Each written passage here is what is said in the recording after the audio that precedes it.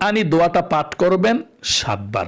এই দোয়াটা আল্লাহু লাতীফুম বিইবাদিহি ইয়ারযুকু মান ইয়াশাউ ওয়া হুয়াল কাউইয়্যুল আজিজ 7 বার। 4 নম্বরে 7 বার সাল্লাল্লাহু আলাইহি ওয়াসাল্লাম।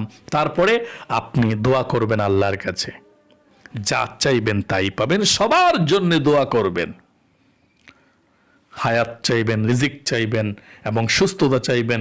কবরবাসী যারা আছে সবার জন্য দোয়া করবেন।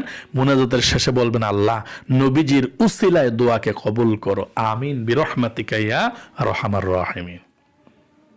তাহলে প্রিয় দিনী মহিলা মা ও বোনেরা, ভাই বোনেরা, এভাবে আপনারা আমলটি করে দেখুন, ইনশাআল্লাহ কপাল খুলে যাবে, ভাগ্য পরিবর্তন হবে ইনশাআল্লাহ। আল্লাহ কবুল করুক, মঞ্জুর করুক, আপনার মনের আশাগুলো আল্লাহ পূরণ করুক, বিপদ আপদ দূর করে দেখ, আপনাকে সবসময় আল্লাহ সুস্থ রাখুক।